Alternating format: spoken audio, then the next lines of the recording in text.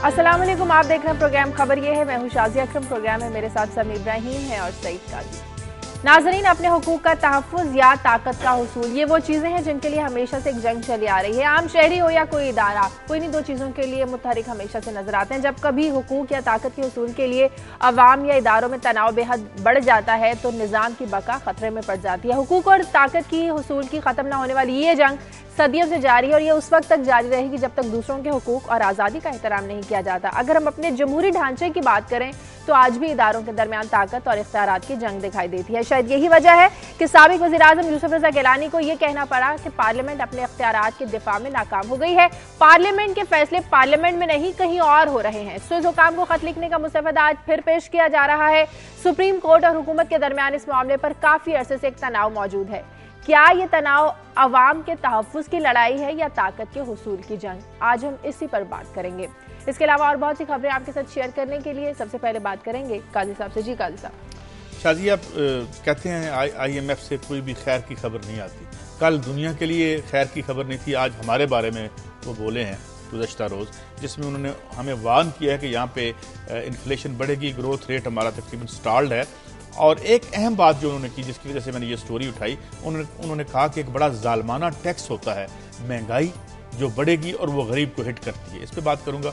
और फिर वही मनी लॉन्ड्रिंग बिल कह लें या नाम तो उसका कुछ और है, जो कि जिस पे हम बात कर चुके हैं, डॉक्टर इकराम हक भी आए थे हम। ये बिल पेश किया गया, तजवीज़ पेश की गई जनाब प्राइम मिनिस्टर साहब जो हैं उनके सामने, और उन्होंने ये कहा है कि इसे फाइन ट्यून करके लाया जाए। अच्छा, इसमें जो अचंभे की बात थी वो ये थी कि वो कह रहे हैं अगर इस पर किसी ने अमल ना किया तो हम जो है वो जब्त कर लेंगे उसकी सारी जायदाद इस बिल से। अब भाई मसला ये है, इस पे अमल ना करने के लिए अगर 100 रुपया आपका वाइट होता है 1 रुपया दे के, तो फिर तो पागल कुत्ते का इंतजाम करना पड़ेगा ना, वो किसी को काटे और फिर वो इस पर अमल ना करे। तो इस पर हम बात करेंगे। और शाजिया, कराची के बारे में तो खबर है कि कराची में इस वक्त 2.25 करोड़ का शहर है और 22 समी साहब वहाँ पे फायर स्टेशन है। ये फायर के जो वाक़यात आए, मैं इस ज़मन में इस बैकड्रॉप में हमने ये स्टोरी ली है। जबकि जो इंग्लैंड की अगर मिसाल है, लंदन की जो 81 मिलियन का शहर यानी 80 लाख का शहर है, वहाँ पे 600 के करीब फायर स्टेशन है। ये क्या कहानी है? टोनी ब्लेयर साहब का घर खरीद लिया है हमारे अशरफ चौहान, जो साबिक मेंबर पंजाब असेंबली हैं। अच्छा किया उन्होंने, मगर एक बात मुझे बड़ी खली जो उन्होंने बयान दिया कि जी वो एक सेलिब्रिटी हैं और हमने एक सेलिब्रिटी का घर खरीद लिया। तो हुजूर 1.5 मिलियन बंदे जो मारे गए थे और जिसमें ये शरीक थे, तो हम सेलिब्रिटी किन लोगों को कहते हैं? घर लें रहें माशाल्लाह, लेकिन मगर ये स्टेटमेंट ना दें, क्योंकि मुसलमानों का बल्कि इंसानों का भी दिल इससे दुखते हैं। और आखिर में मैं बात करूंगा समी साहब, ये कोर्ट्स को जो इश्यूज आते हैं और हम कोर्ट और इसकी आप लड़ाई की भी बात करते हैं, जब इदारे कोर्ट की मदद नहीं करते तो उन्हें बार बार कहना पड़ता है, FIR को कहना पड़ता है मुकदमा दर्ज करें। मैंने एक टेस्ट केस के तौर पर ये लिया है कि एक यहाँ पे फ्यूचर कंसर्न नामी एक है कंसल्टेंसी जो लोगों को बाहर भेजती है, तो आज हाई कोर्ट लाहौर को कहना पड़ा FIR को कि भाई इसके मुकदमा के बारे में दर्ज करें और उनको 8 तारीख को पेश करें। तो ये जो हमें बार बार सुप्रीम कोर्ट या हाई कोर्ट की तरफ देखना पड़ता है, शायद उसकी वजह फेलियर है नीचे दीगर इदारों को। तो इन पे बात करें। जी समी साहब। शादिया, मेरी खबरें जो आपने ओपनिंग में बात कही और जो काजी साहब ने एक्सप्लेन किया, इनसे जुड़ी हुई हैं। आपने बात की इदारों के दरमियान लड़ाई की, अवाम के हकूक़ की। तो मैं आज जिस स्टोरी को मैंने पिक किया है वो जो असगर खान केस है, उसमें जो ऑफिस ऑफ द प्रेसिडेंट है उसको उन्होंने तलब कर लिया, बीच में उसको शरीक कर लिया। तो इस पर बात करेंगे कि ये मामला तो कुछ ऐसे था कि 1990 में जो पैसे डिस्ट्रीब्यूट हुए थे तो कहा जा रहा था कि वो जिन लोगों ने पैसे लिए उनको सज़ा सुनाई जाए, लेकिन चीफ जस्टिस साहब ने इसमें सदर जरदारी के ऑफिस को भी लपेट लिया है।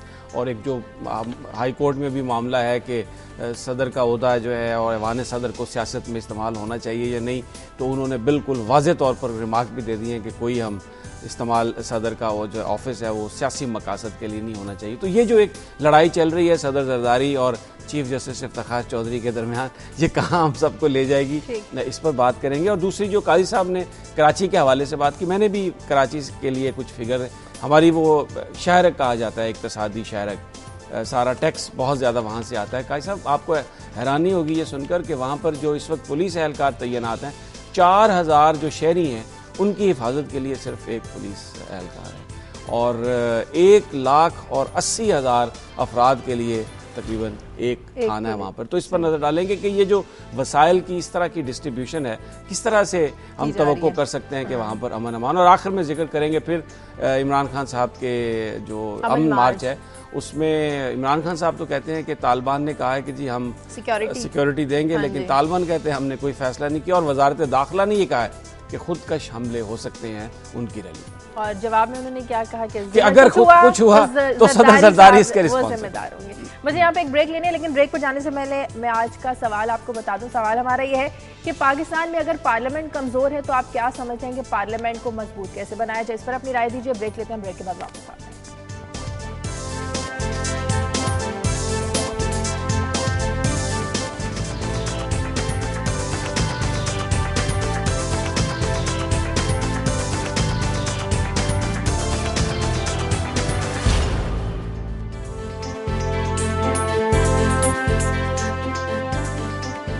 ब्रेक के बाद खुशामदीद। वज़ीर-ए-आज़म यूसुफ रज़ा गिलानी कहते हैं कि पार्लियामेंट अपने इख्तियारात का दिफा नहीं कर सकती, मुझे नाअहल करार दिया गया तो पार्लियामेंट ने कुछ नहीं किया, लिहाजा पार्लियामेंट बराए नाम है और पार्लियामेंट के फैसले कहीं और हो रहे हैं। कई सब किसकी तरफ इशारा किया उन्होंने? ये देखें, ज़ाती एतबार से तो वो ठीक कहते हैं कि वो स्टेड फास्ट भी रहे, उनके जितने भी क्रिटिक्स हों वो ठीक है, मगर ये उनका गिला ये है कि भाई, और स्टोरी में है भी ये बात कि इनसे क्यों लिखवा रहे हैं, अगर लिखवाना था मेरी तो कुर्बानी क्यों दी, मेरी कुर्बानी ये तो इस स्टोरी की एक जिहत है। इसकी दूसरी जिहत है जो ज्यादा अहम है, और वो है कि पार्लियामेंट वीक है अगर, तो क्यों वीक है? जो कि हमारे साबका प्राइम मिनिस्टर हैं, अब तो सारी उम्र ये लाहका उनके साथ लगा रहेगा ना, साबका प्राइम मिनिस्टर है वो, उनका प्रोटोकॉल भी होगा सब कुछ। वो ये कह रहे हैं कि जी कमजोर है, तो क्यों कमजोर है? ये इस पे अब मेरे ख्याल में हमें देखना चाहिए। और मैं I don't want to be repetitive कि हम जो बहुत सी बातें प्रोग्राम में कर चुके हैं वो करते रहें, लेकिन बात फिर वही करनी पड़ती है कि पार्लियामान किसको रिप्रेजेंट करती है? जमहूर को रिप्रेजेंट करती है, फौज को तो नहीं करती, ना वो किसी ब्यूरोक्रेसी को करती है, ना एस्टेब्लिशमेंट को करती है। तो पार्लियामान इतनी ही मजबूत होगी in proportion with the strength of the common people, जो है, जो आम आदमी में अगर जितनी ताकत है इतनी ताकत वहां रिफ्लेक्ट फिर होगी उस हवाले से। लेकिन अगर वो एक रियासत का उसी तरह का धड़ा बन के रह जाएगी जैसे है बाकी के, और जैसे कि ये है। लेकिन समी साहब, जब ये लोग अपने इतने बड़े बड़े ओहदों पे होते हैं तब तो इन्हें कोई पार्लियामेंट कमजोर नजर नहीं आती, तब तो इन लोगों के मुंह से कभी ऐसा कोई बयान नहीं सुना कि पार्लियामेंट अपने दिफा में नाकाम रही है। बाद में इन्हें सब नाकामियां नजर आना शुरू हो जाती है। देखिए, यूसुफ रज़ा गिलानी साहब के अगर आप बयानात देखें जो उन्होंने पार्लियामेंट में भी कहे, तो उनके दौर में डिफेंस सेक्रेटरी को भी बरतरफ किया गया जो कि एक रिटायर्ड जनरल थे। फिर उसके बाद उन्होंने जनरल कियानी के बारे में भी बयान दिया, और बहुत सारे लोग ये समझते हैं कि बेसिकली उनको जाना इसलिए पड़ा है कि उन्होंने फौज के सरबराह के बारे में जो इस तरह का बयान दिया तो शायद उसकी माफ़ी नहीं हो सकी। अब वो अपने दौरे हुकूमत में जब वो वज़ीर आज़म थे तो वो मुसलसल ये बात कहते रहे हैं कि अवाम के पास इख्तियारात, पार्लियामेंट के पास इख्तियारात नहीं है, हम मजबूत बनाएंगे। ये एक कंसिस्टेंसी है उनके बयान में। एक तो पहलू जो इन्होंने बयान किया वो ऐसे ही है कि वो ऐवान सदर के हवाले से या ख़त के हवाले से उनकी कुछ नाराज़गी होगी, लेकिन दूसरा जो उनका कहने का जो मकसद था, अगर उनका बयान आप पूरा गौर से पढ़ें, उन्होंने कहा कि बांग्लादेश मॉडल जो है ये अनअनाउंस्ड है इस वक्त पाकिस्तान में चल रहा है। तो ये वही है जिसमें उनका इशारा गालबन अदलिया की जानिब है, और फिर उनका इशारा ये भी है कि अदलिया किसी के लिए मोहरे के तौर पर काम कर रही है। और फिर उनका ये कहना कि पार्लियामेंट ने मुझे जब घर भेजा गया तो पार्लियामेंटेरियन ने कुछ नहीं कहा। असल बुनियादी तौर पर जो बात आपने उठाया है ना, आपने सवाल किया है कि क्या ये जो इदारों के दरमियान लड़ाई है ये अवामी मफादात के लिए है या जाती, ये है वो बात जिसको काजी साहब ने भी पॉइंट आउट किया।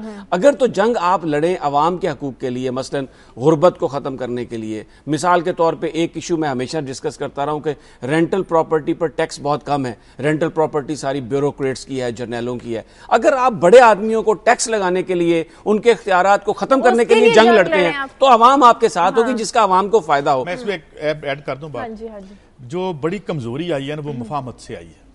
अभी बेनजीर भुट्टो साहिबा शहीद जो आई थी यहाँ पे, जो भी है, नवाज शरीफ साहब एक लीडर है इन इज राइट, ठीक है, मगर उनकी जो कॉन्स्टिट्यूएंसी थी और जो ये लोग जो कहते हैं ना कि जी वो भुट्टो साहब ही तो डैडी कहते थे उनको, ये डैडी जिंदा थे उस वक्त जब उन्होंने लड़ाई भुट्टो, जुल्फकार अली भुट्टो ने जब अयूब खान से लड़ाई शुरू की थी तो डैडी सिर्फ जिंदा नहीं थे, वो chief marshal administrator field marshal Ayub Khan के खिलाफ लड़े थे जुल्फकार अली भुट्टो, और फिर वो ज़िया-उल हक के खिलाफ भी लड़े थे।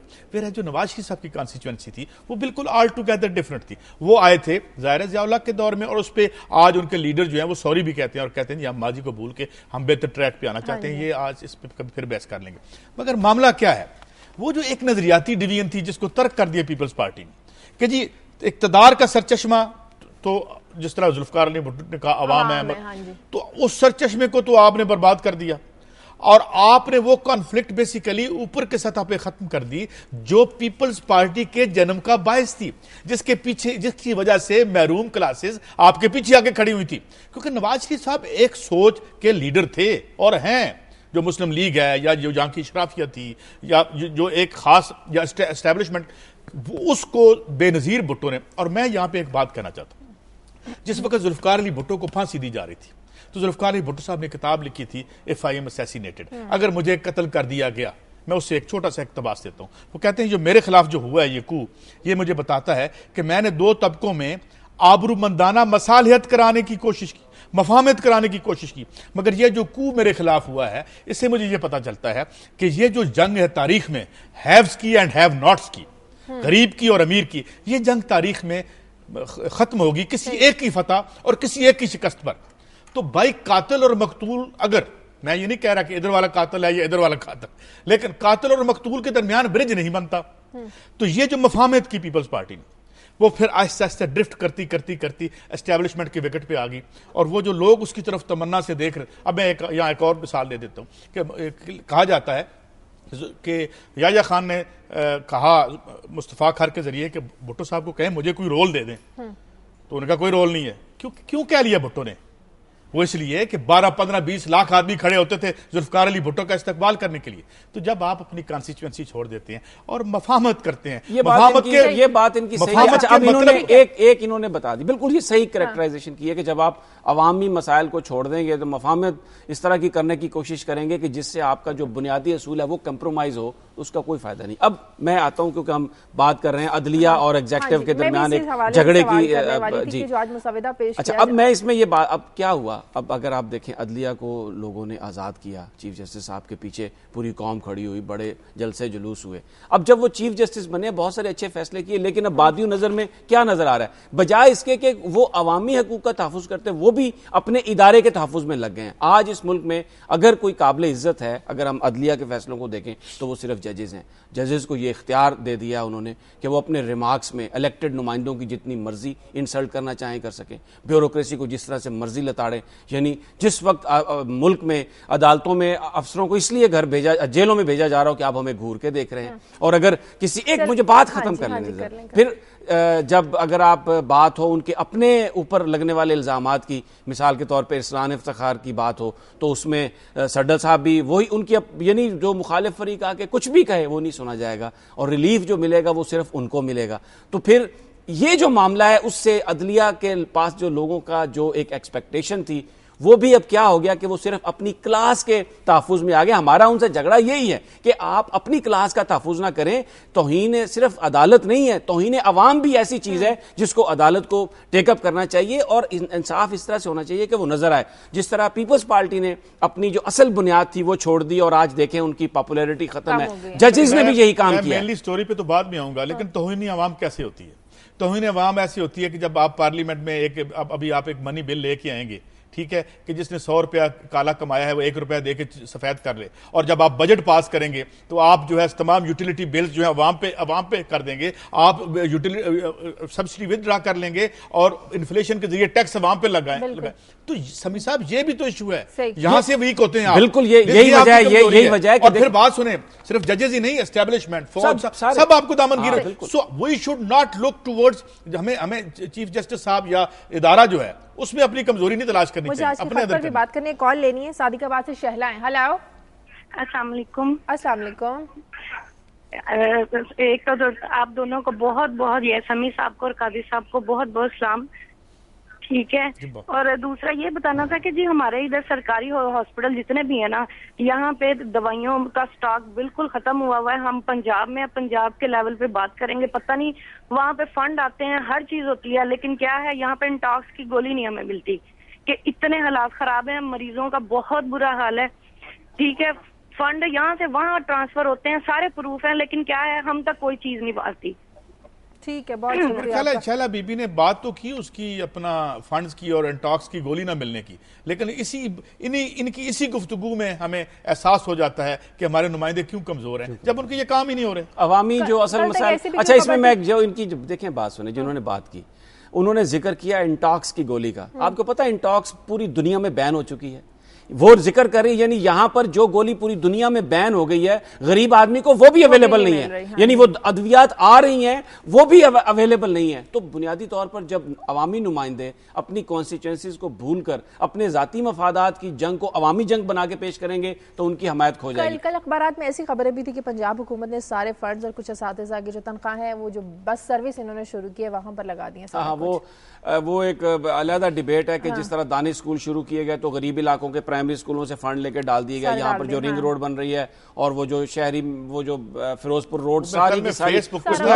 वेरीफाई इट वैसे कि जी 31 अरब रुपया एक सड़क पे लगा दिया, जबकि अस्पतालों में दवाइयों के लिए 14 अरब है, कोई ऐसी कहानी थी। लेकिन टोटल बजट तो ज्यादा था, 44 बिलियन का था हेल्थ का जो पंजाब में रखा गया था। लेकिन उसकी पंजाब, देखिए ये मामला सिर्फ पंजाब पे नहीं है, वफाकी हुकूमत ने भी जो अपनी तरजीहात है ना उन्होंने भी इसी तरह से तब्दील कर रखी है। सिंध में लोग मर गए, वहां पर ना पानी, मैं एक स्टोरी देख रहा था काई साहब कि 3 बच्चियां तालाब में सिर्फ इसलिए डूबकर मर गई कि हेलीकॉप्टर से जो उन्होंने ऊपर वो बंडल फेंके ना वो उसको उठाने के लिए, ये लेवल है गरीबों का, किस तरह से वो मर रहे हैं। तो पंजाब गवर्नमेंट ने भी यही किया, दानिश स्कूल बनाए, फंड्स निकाल लिए, लैपटॉप पता नहीं कहां से किन मदों से निकाल के पैसे पूरे कर दिए। वही बात है, फिर वो मेरी और आपकी बात जिस पे शुरू हो जाती है कि ये मसाइल, अगर जो फंड्स जिस इलाके के लिए मुख्तस किए गए हैं वहां के लोगों को इस बात का इख्तियार होना चाहिए कि वो इसको कैसे खर्च करेंगे। उसके लिए छोटे एडमिनिस्ट्रेटिव यूनिट्स आपको बनाने पड़ेंगे। आज अगर आप डीजी खान का, मुल्तान का फंड उठा के लाहौर में इस्तेमाल करते हैं, कोई रुकावट नहीं है। यही वजह है कि छोटे छोटे इंतजामी यूनिट आपको बनाने पड़ेंगे। अच्छा, थोड़ी सी खत की भी बात कर लें, जो इतने अरसे से लड़ाई चली आ रही है। खत का देखिए, ये जो मामला है ना खत का,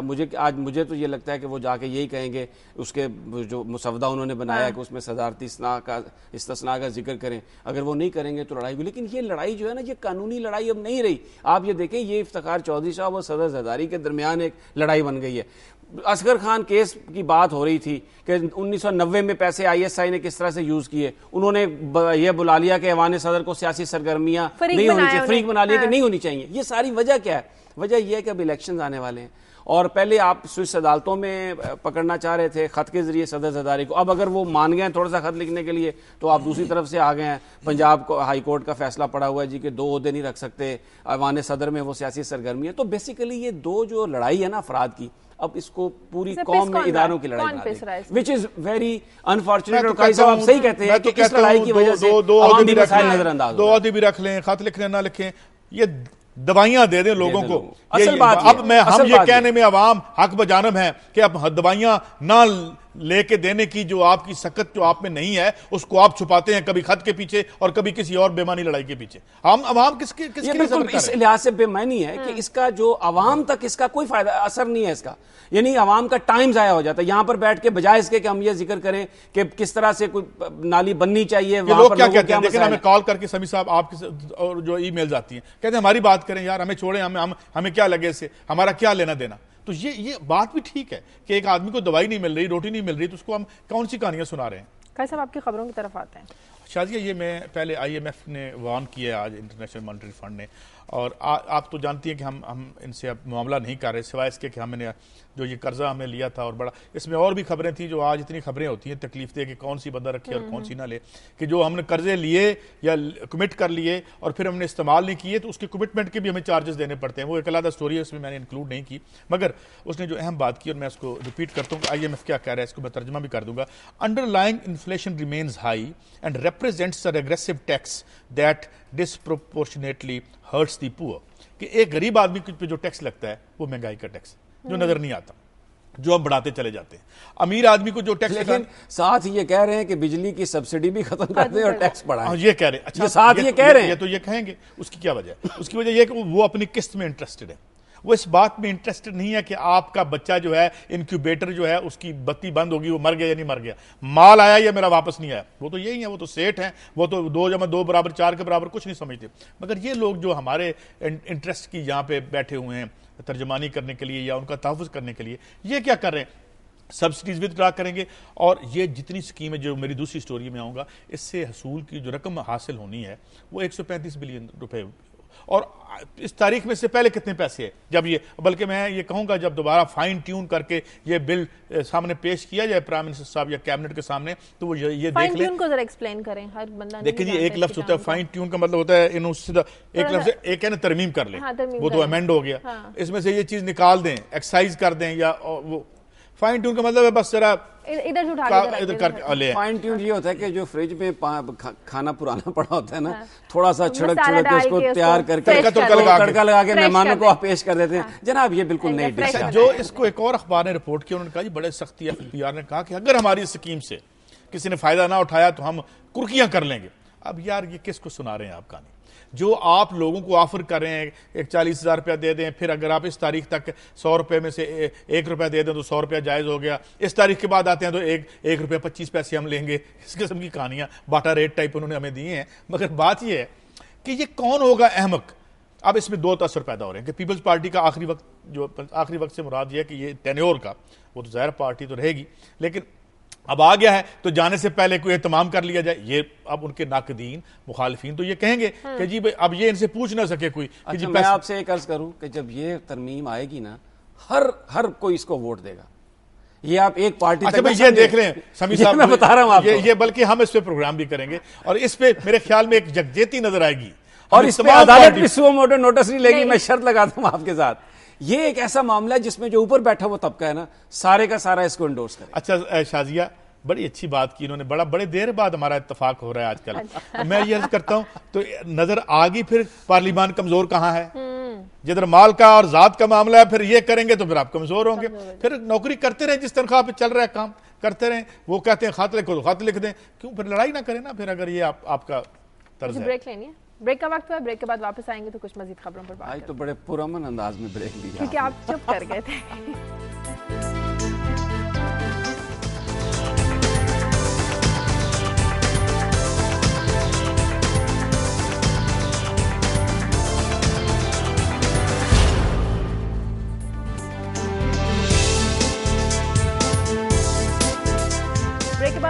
साथ की खबर एक बड़ी इंपॉर्टेंट है कि 81 लाख आबादी वाले लंदन में 600, जबकि 1.25 करोड़ वाले कराची में सिर्फ 22 फायर स्टेशन है। हाँ, तो ये जो असल में जो आग के बार इंस्टेंसेस हो रहे हैं, और अगले दिन फिर एक फैक्ट्री में आग लगी थी, खुदा का शुक्र है कि वो कंटेन हो गई, कुछ लोग बता रहे थे और अब मीडिया से भी छुपाई जाती हैं ये खबरें।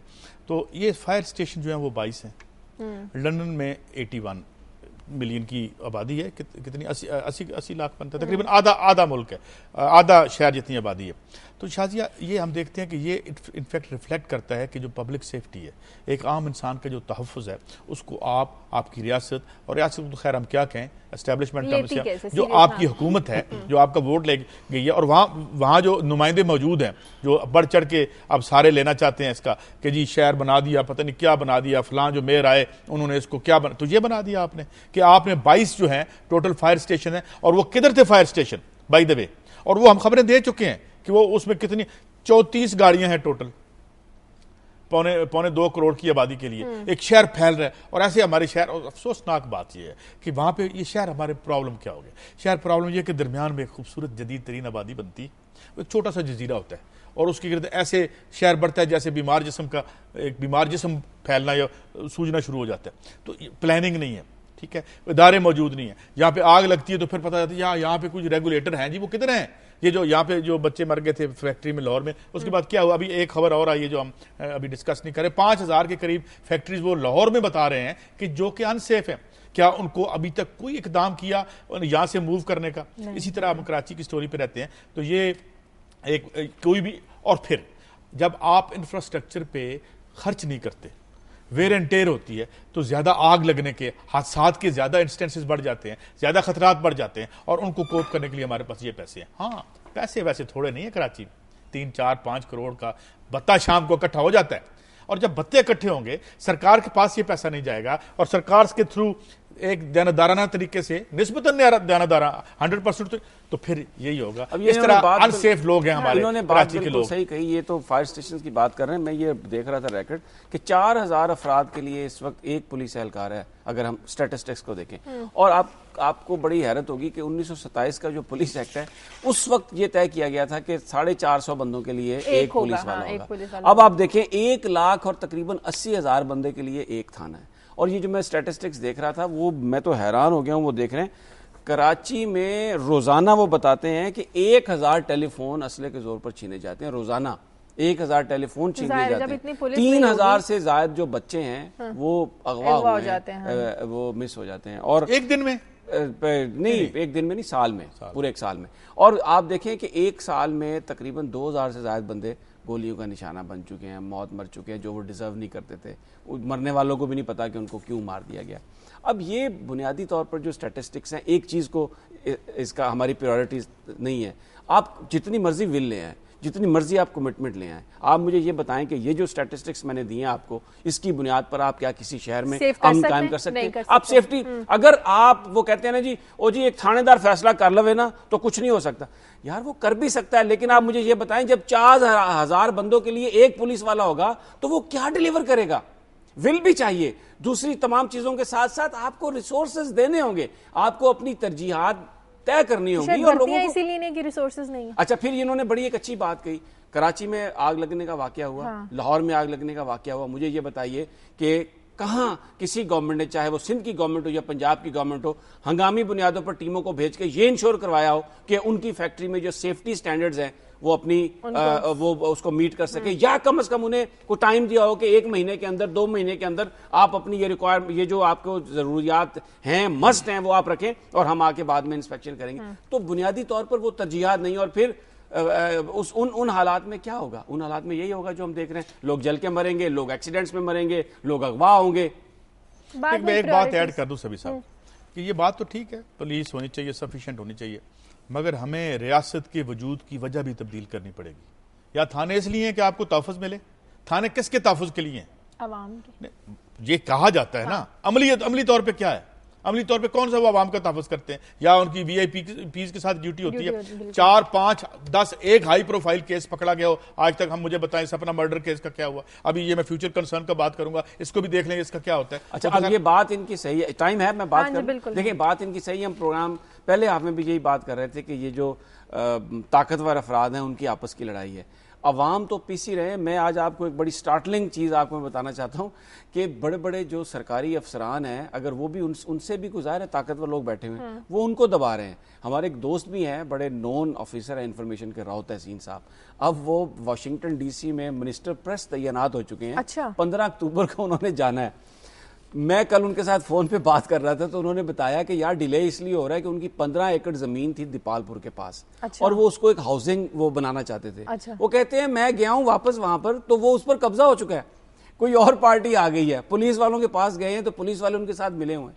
उन्होंने कहा मैं यानी, और वो एम्बेसडर शहरी रहमान के जब वो यहाँ पर वजारत इतलात और नशरियात, वजीर इतलात और नशरियात थी तो उनके ऑफिस के डायरेक्टर थे, बड़ी उनकी एक, वो कुछ नहीं कर सकते, वो हेल्पलेस हो गए हैं, वो अच्छा। कुछ नहीं, वो कह रहे हैं जी पुलिस मिली हुई है, वो इतने कोई बात। मैंने कहा वो कौन से लोग हैं? कहने लगे फोन पे कैसे बताऊं, मिलोगे तो बताऊंगा, फोन टैप हो जाएगा, तुम्हें कोई प्रॉब्लम हो जाएगी। हाँ। मैंने कहा भाई ये तो, अब इससे आप अंदाजा लगाएं, आप एक गरीब आदमी के हक की बात करते हैं। यहाँ पर जो इतना बड़ा अफसर है उसकी ये हालत है कि वो अपनी जमीन नहीं छुड़ा सका, तो किसी गरीब आदमी के घर में कोई घुस जाए उसको कौन निकालेगा? पीपल्स पार्टी के पुराने मतलब है लोगों में से हैं राव साहब, तो ये क्यों नहीं अपनी गवर्नमेंट से कहते अगर मेरा हाल आपकी गवर्नमेंट में ये हो रहा है तो फिर आम आदमी और आम मैंने ये इसलिए चले वो मैं बता ये रहा हूं कि इस लेवल का इंडिविजुअल जो कि एक बड़ा सरकारी अफसर है, वो भी एक जो लैंड माफिया है उसके सामने बेबस है। और सियासी देखें जो पॉलिटिकल एक्सपीडियंसीज हैं, अब जाहिर है कोई सियासी मसलतें होंगी ना जिसकी वजह से लैंड माफिया से मफाहमत तो नहीं कर ली।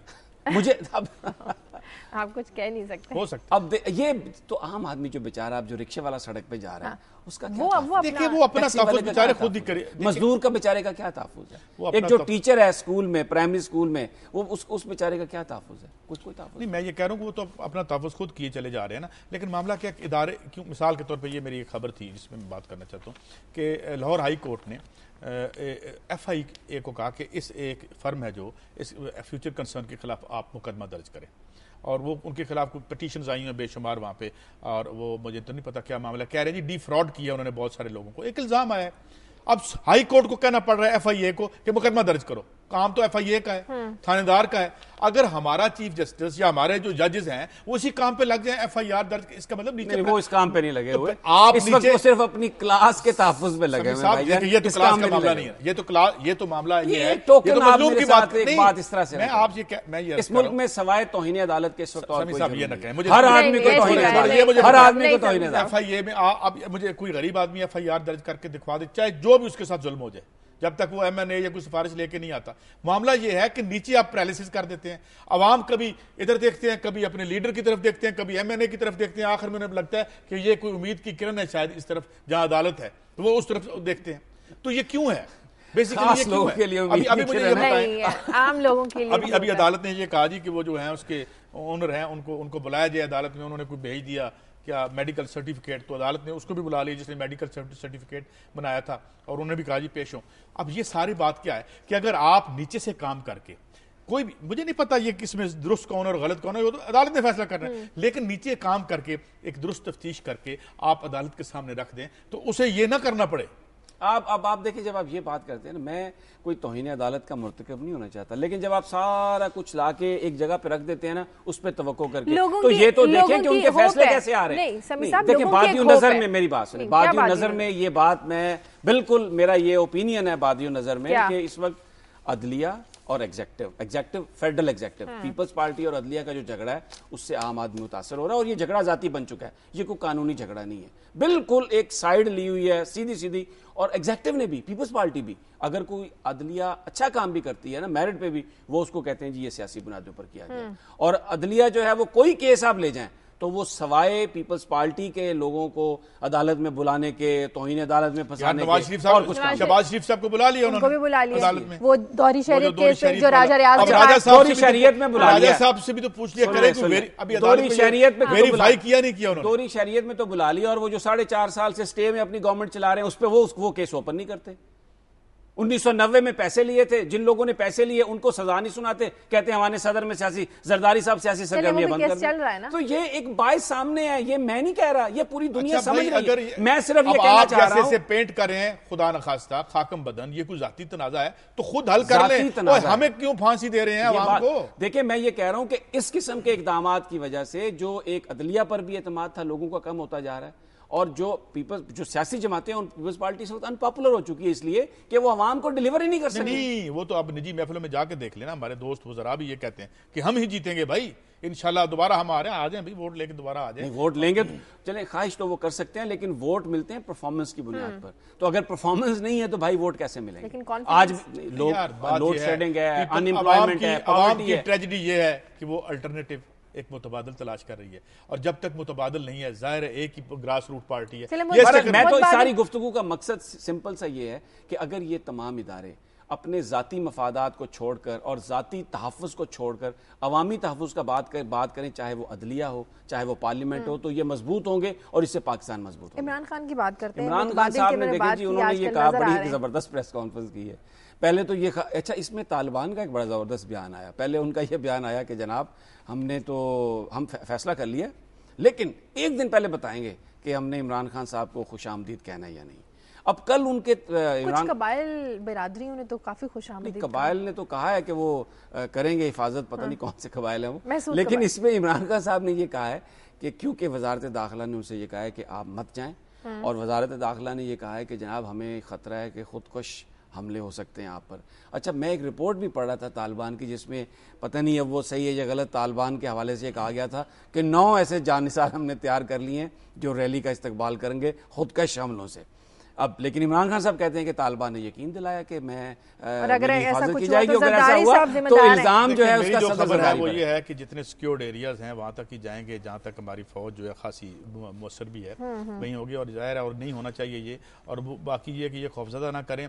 ये मुझे लगता है कि जब ये रहमान मलिक साहब ये कहते हैं ना, तो मुझे लगता है पीछे से इशारा आ गया कि भाई ड्रोन, अब ड्रोन पे ब्लैकमेलिंग देखें ना, ये ब्लैकमेल, और ये चाहते हैं कि जो ये ड्रोन का इश्यूज है ये तो एक और आलमी इशू बन के उभरेगा। इससे पहले यूनाइटेड नेशन के जो नुमाइंदे हैं वो कह चुके हैं कि ये एक्स्ट्रा जुडिशियल किलिंग है। इस बारे में अमेरिका अब वो डिफेंसिव पे नहीं जाना चाहता। अब अच्छा, इस पे अगर मुझे इजाजत दें तो एक छोटा सा लाइटर नोट में अगर इजाजत दें तो मुझे भी फोन किया इमरान खान साहब की जमात के एक साहब ने कि समी साहब आप भी चले हमारे साथ वजीरिस्तान। तो मैंने कहा अच्छा, मैंने एक दोस्त से मशवरा किया, तो मैंने कहा यार वो कह रहे हैं वजीरिस्तान तो चले जाना चाहिए। तो उसने कहा कि तुम्हें पता मैं कभी हवाई जहाज में नहीं चढ़ता।